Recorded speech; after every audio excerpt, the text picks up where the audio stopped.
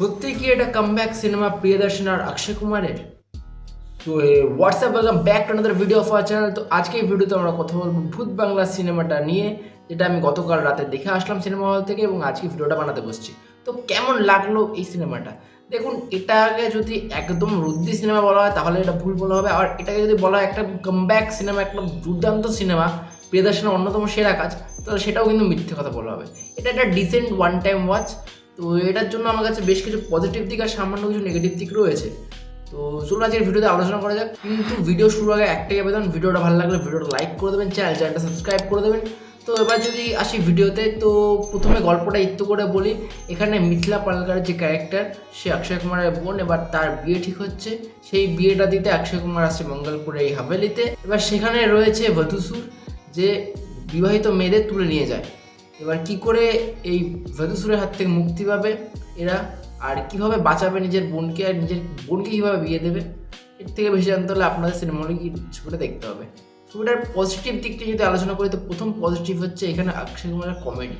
এবং এখানে ম্যাক্সিমালি এটা হরার কমেডি মুভি হলো, ফার্স্ট হাফে বেশি কমেডি আছে, সেকেন্ড হাফে কমেডি নেই বললেই চলে। তো প্রথম হাফে যে কমেডি আছে সেটা কিন্তু বেশ ভালো ওয়ার্ক করে। পুরোনো যে নস্টেলজিয়া বেটিং হোক কিংবা নতুন কিছু সিচুয়েশন ক্রিয়েট করা হোক, সেগুলো কিন্তু দেখতে বেশ ভালো লাগে।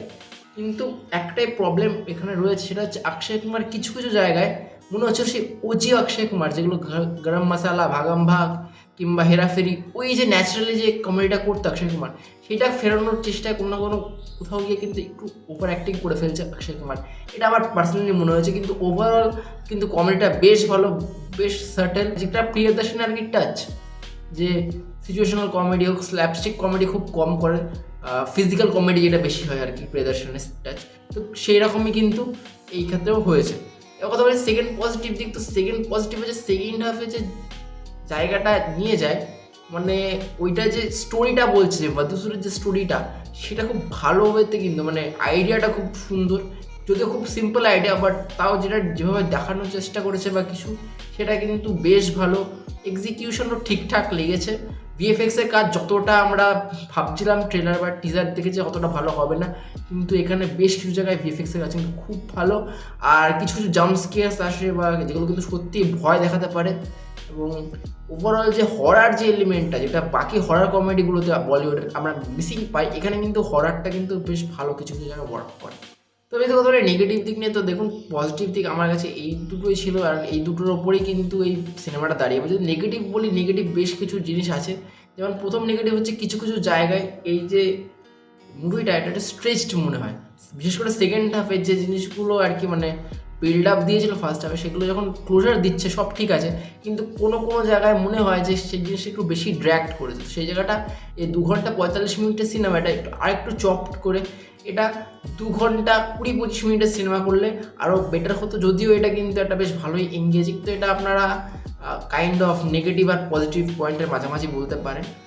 আর আরেকটা নেগেটিভ যেটা লেগেছে, সেটা হচ্ছে এখানে গানগুলো কিন্তু একদমই ওয়ার্ক করেনি আমার জন্য বেসিক্যালি। কারণ ওরা চেষ্টা করেছে একটা ভুলভুলাইয়া টাইপের কিছু একটা প্রোভাইড করার, ওই লেভেলের গানগুলো বোঝানোর, কিন্তু সত্যি কথা বলতে সেই টাইপের গুলো যায়নি। মানে ওই ভুলভুলাইয়া জনটা তো টাচই করেনি। আর তার থেকেও মানে কোথাও না কোথাও কি যে গানগুলো ইটসেলফ ভালো হবে, যে আমাদের সাথে থাকবে অ্যাটলিস্ট, সেরকম কিন্তু না।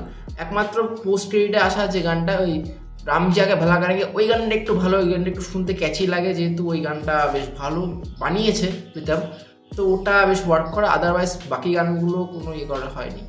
তারপরে যদি কথা বলি এখানে পারফরমেন্স, এখানে প্রত্যেকে ভালো কাজ করেছে, কিন্তু কিছু ক্যারেক্টার্স আছে যাদের স্পেস একদমই দেওয়া হয়নি। যেমন টাব্বু বলি, মনোজ যোশী বলি, কিংবা যিশু সেনগুপ্তর ক্যারেক্টারটাও, যিশু সেনগুপ্ত খুব ভালো পারফরমেন্স করেছে, কিন্তু তার ক্যারেক্টারটা দেখতে অত্যন্ত বোকা বোকা লাগে।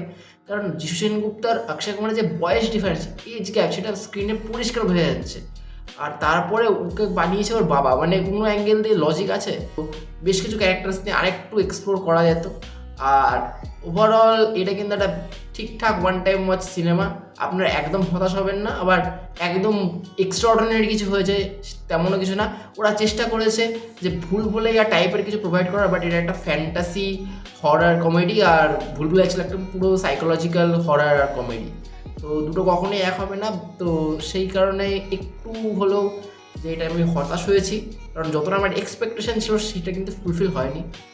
বাট আপনারা দেখেছেন কি দেখবেন কি ভাবছেন কমেন্টে অবশ্যই জানান। বাকি ভিডিও এইটুকুই ছিল। ভিডিও ভালো লাগলে ভিডিওটা লাইক করে দেবেন, চ্যানেলটা সাবস্ক্রাইব করে দেবেন। বাকি দেখা হচ্ছে অন্য একটা ভিডিওতে খুব তাড়াতাড়ি। Till then bye bye, Jai Hind, love you all.